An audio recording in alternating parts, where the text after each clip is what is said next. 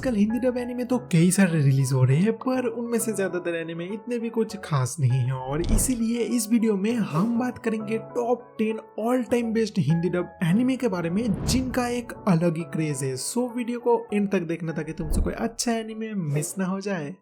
और सबसे पहले एक ओजी एनिमे का रीमेक जिसका प्लॉट कुछ ज्यादा ही इंटरेस्टिंग और यूनिक है, रानमा 1/2।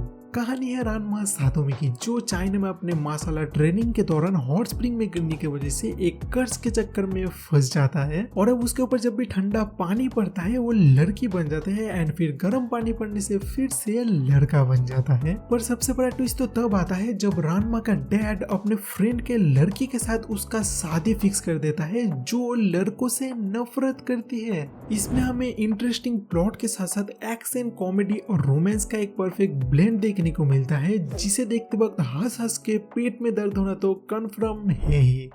इंडिया में अभी पैसों से रिलेटेड मूवीज और वेब सीरीज का कुछ ज्यादा ही क्रेज है, और हमारे अगले एनिमे का भी मेन फोकस है पैसा, जिसका नाम है ट्रिलियन गेम।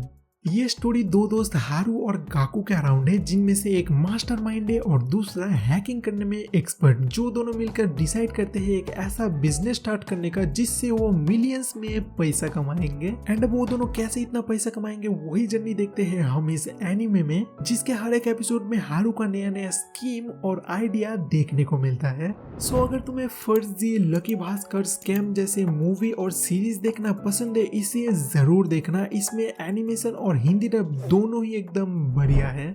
अब इसके बाद है हंटर एक्स हंटर, जो फॉलो करता है गोन को, जिसे अपने फादर की तरह एक लेजेंडरी हंटर बनना है, लेकिन उसका फादर उसे बचपन में ही छोड़ के चला जाता है। और अब गोन जब 12 साल का होता है वो अपने हंटर बनने के ट्रेनिंग में निकल पड़ता है, लेकिन हंटर बनने का रास्ता इतना भी ज्यादा सिंपल नहीं है। इसमें डेंजरस एग्जाम्स और अनप्रिडिक्टेबल एनिमीज का सामना करना पड़ता है, और गोन के इस एडवेंचर में आगे और भी बहुत सारे इंटरेस्टिंग कैरेक्टर जुड़ते हैं। इसमें एक्शन, एडवेंचर और कैरेक्टर डेवलपमेंट का इतना बढ़िया कॉम्बिनेशन है, एक बार देखना स्टार्ट करोगे तो खत्म करके ही छोड़ोगे। और सबसे बेस्ट चीज है ये YouTube पर फ्री में हिंदी डब के साथ अवेलेबल है। गेमिंग वर्ल्ड के एनिमे तो हमने कई सारे देखे हैं, पर ये एनिमे उन सब का बाप है, सैंग्रीला फ्रंटियर। कहानी है एक ऐसे बंदे के बारे में जो सिर्फ ट्रैश गेम्स खेलता है, जिनमें कई सारे बग्स होते हैं और उन्हें खत्म करना लगभग इम्पॉसिबल होता है। बट फिर वो डिसाइड करता है एक फेमस AAA गेम सैंग्रीला फ्रंटियर खेलने का, जिसके बाद शुरू होता है बवाल। एंड इसका एक्शन और एनिमेशन इतना ज्यादा खतरनाक है, देख के लगता है एनिमेटर्स बजट नाम का भी कोई चीज होता है भूल गए थे। लेकिन पता नहीं क्यों ये अभी भी इंडिया में बहुत ही ज्यादा अंडररेटेड है। सो अगर तुमने अभी तक इसे नहीं देखा तो किस चीज का इंतजार कर रहे हो, आज ही देखना शुरू कर दो।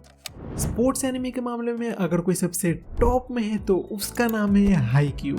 स्टोरी एक वॉलीबॉल टीम के अराउंड है, जिसमें मेन कैरेक्टर है सोयो हिनाता, जिसका हाइट कम होने के बावजूद वो सपना देखता है टॉप का वॉलीबॉल प्लेयर बनने का। पर वो अपना पहला और आखिरी मिडिल स्कूल मैच हार जाता है जीनियस सेटर कागयामा के टीम से, जिससे बदला लेने के लिए हिनाता अपना फेवरेट प्लेयर टाइनी जायंट जिस हाई स्कूल में खेलता था वही स्कूल ज्वाइन करता है। लेकिन उसे पता चलता है कागयामा ने भी यही स्कूल ज्वाइन किया है। हाईक्यू का सबसे खास बात है ये सिर्फ एक कैरेक्टर के ऊपर फोकस नहीं करता, जिसकी वजह से स्टोरी बहुत ही इंटरेस्टिंग बन जाता है, और देखते वक्त कैसे एक एक करके सारे एपिसोड खत्म हो जाते हैं समझ ही नहीं आता।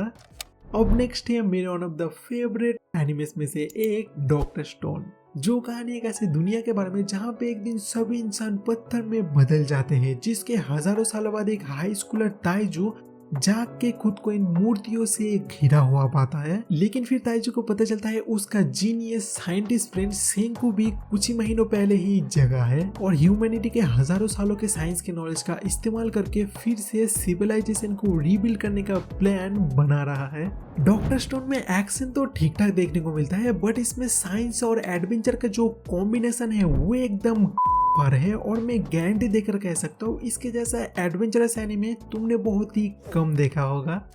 और इसके बाद एक ऐसा एनिमे जिसने बहुत लोगों की जिंदगी और सोचने का तरीका बिल्कुल ही बदल दिया है, विनलैंड सागा। ये स्टोरी फोकस करता है यंग थॉरफिन के ऊपर, जिसका फादर एक फॉर्मर वाइकिंग वॉरियर है, जिसे एक फाइट के दौरान ये एस्केलेड नाम का बंदा थॉरफिन के आंखों के सामने ही मार देता है। और उसका बदला लेने के लिए थॉरफिन एस्केलेड और उसके साथियों के पीछे हर जगह जाने लगता है और बाद में उन्हें ज्वाइन भी कर लेता है एस्केलेड के उसके साथ डुएल करने के प्रॉमिस की वजह से। अगर तुम्हें इसका स्टोरी बोरिंग लग रहा है तो तुम बिल्कुल ही गलत हो। इसमें इतना ज्यादा एक्शन और वायलेंस है, देखकर तुम सिमट जाओगे। सिर्फ स्पॉयलर्स देना नहीं चाहता इसलिए डिटेल में बात नहीं कर रहा।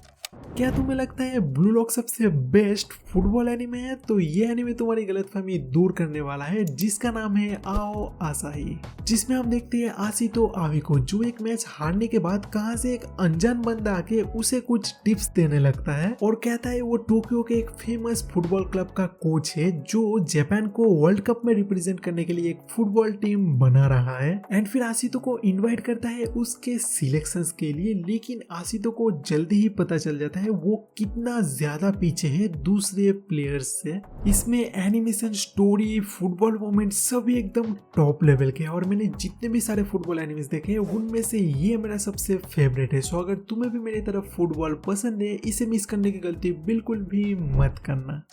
अब नेक्स्ट है वो एनिमे जिसने अपने सिर्फ एक ही सीजन की मदद से एनी लिस्ट पर हाईएस्ट रेटेड एनिमे का टाइटल हासिल कर लिया है, फ्रीरेन बियॉन्ड द जर्नीज एंड। कहानी फ्रीरेन और उसके दोस्तों के एक लंबे जर्नी के बाद डीमन किंग को डिफीट करने से शुरू होता है, जहां पे फ्रीरेन एक एल्फ होने की वजह से हजारों सालों तक जी सकती है। लेकिन जब उसके फ्रेंड हेमिल की मौत हो जाती है, फ्रीरेन को तब पता चलता है जिंदगी का असली मतलब क्या होता है एंड वो निकल जाती है एक न्यू एडवेंचर में अपने दोस्तों से किया हुआ वादा पूरा करने के लिए। इसका स्टोरी टेलिंग और वाइब पहले तो वियर्ड लग सकता है, पर जब एनिमेशन और एक्शन देखोगे पलक झपकाना भी भूल जाओगे। ये ऐसे ही 2023 का नंबर 1 एनिमे नहीं था। And last but not least हमारे पास है मेरे अभी का सबसे favourite ongoing anime, the apothecary diaries. ये कहानी बेस्ड है एंशिएंट चाइना की हिस्टोरिकल सेटिंग्स पे, जो फॉलो करता है माओ माओ को, जिसे एक दिन किडनैप करके बेच दिया जाता है इंपीरियल पैलेस में एज अ सर्वेंट, जहाँ पे एम्परर के कॉन्क्यूबाइंस और उनके सर्वेंट रहते हैं। लेकिन फिर एक इंसिडेंट की वजह से माओ माओ के मेडिसिन और मिस्ट्री सॉल्विंग का नॉलेज जिनसी के नजर में आने से माओ माओ का लाइफ बिल्कुल ही बदल जाता है। मुझे पता है ये सुनने में इतना भी ज्यादा इंटरेस्टिंग नहीं लग रहा, पर मुझ पर भरोसा करके इसे एक बार ट्राई करके देखो, बाद में शुक्रिया बोलने की कोई भी जरूरत नहीं। एंड मुझे पता है हर किसी का फेवरेट एनिमे इस लिस्ट में नहीं है। अगर तुम्हें लगता है कोई एनिमे इस लिस्ट में आना डिजर्व करता है तो कमेंट में बता देना, नेक्स्ट वीडियो में ऐड करने की कोशिश जरूर करूंगा। और इस वीडियो में मैंने किसी भी इसी का एनिमे के बारे में बात नहीं किया, क्योंकि उनके ऊपर एक डेडिकेटेड वीडियो लाने वाला हूँ। एंड अगर तुम्हें ऐसे और भी हिंदी डब एनिमे के बारे में जानना है तो इस वीडियो पे क्लिक करो एंड ऐसे और भी वीडियोस देखने के लिए सब्सक्राइब एंड सायोनारा।